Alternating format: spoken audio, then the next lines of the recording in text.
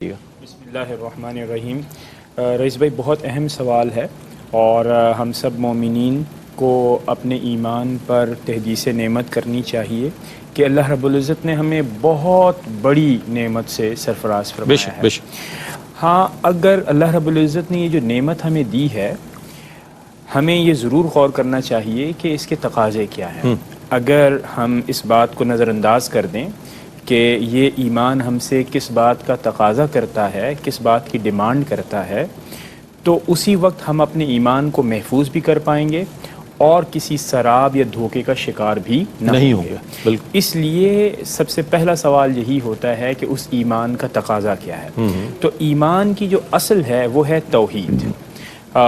جیسے کہ اس سے پہلے بھی گفتگو ہوئی ایمان کے حوالے سے، خاص یہ ہے کہ اللہ رب العزت کو وحدہ لا شریک جاننا۔ تاریخی اور معاشرتی پہلو سے بھی اگر دیکھا جائے تو حضور اکرم صلی اللہ تعالیٰ علیہ وسلم نے جس بات کی دعوت دی مکہ کے اندر، وہ توحید تھی۔ سب سے بنیادی تعلیم یہی تھی۔ لہٰذا توحید ایمان کا تقاضا ہے، یعنی اللہ رب العزت کو وحدہ لا شریک جاننا۔ اچھا، اللہ رب العزت کو خالق مانتے ہوئے اور اطاعت اس کی کرتے ہوئے، یہ جانتے ہوئے کہ چونکہ وہ خالق ہے اس لیے ہمیں اسی کی ہی عبادت کرنی چاہیے اور عبادت کا لائق ہی وہ ذات ہے، تو لہٰذا ہمیں اس بات کو ذاتی طور پر اور ہر لحاظ سے سمجھنا چاہیے، بات کو ماننا چاہیے کہ اللہ رب العزت ہی وحدہ لا شریک ہے اور اسی کی ہی عبادت کرنی ہے۔ اب جب ہم نے یہ طے کر لیا کہ عبادت صرف ایک ہی ذات کی ہوگی، تو دوسرا سوال یہ پیدا ہوا کہ کیسے کی جائے۔ تو اس کے لیے ہمارے پاس نمونہ عمل چاہیے،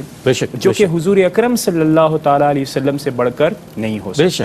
لہٰذا ہمیں حضور اکرم صلی اللہ تعالیٰ علیہ وسلم کی زندگی، آپ کا اسوہ، آپ نے جن احکامات کو جس انداز میں کیا، جیسا کہ اس سے پہلے بھی گفتگو ہوئی کہ نماز کو کیسے پڑھنا ہے، کس سمت میں پڑھنا ہے، روزہ کیسے رکھنا ہے، زکوٰۃ کی شرح کیا ہوگی، حج کیا ہے،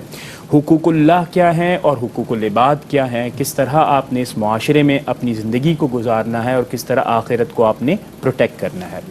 ان تمام باتوں کو اگر سامنے رکھا جائے تو بالعموم جس طرح ہم ایمان کو سمجھ سکتے ہیں وہ یہ ہے کہ پرائیورٹی لسٹ کے اندر اللہ رب العزت کا وحدہ لا شریک جاننا اور صرف اسی کو ہی عبادت کے لائق سمجھنا، اس کے بعد حضور اکرم صلی اللہ تعالیٰ علیہ وسلم کا اسوہ اپنے سامنے رکھ کر اس رب کو خوش بھی کرنا، اس کی عبادت بھی کرنا اور پھر اس کے اثرات کو معاشرے میں منتقل ہونے دینا۔ مثال کے طور پر اسی ایمان کا تقاضا یہ ہے کہ ہم عدل و انصاف کے ساتھ کریں، بلکہ حضور اکرم صلی اللہ تعالیٰ علیہ وسلم کے اسوہ سے تو ہم یہ سمجھتے ہیں کہ اسلام کی حقیقت احسان ہے۔ احسان کا مطلب یہ ہے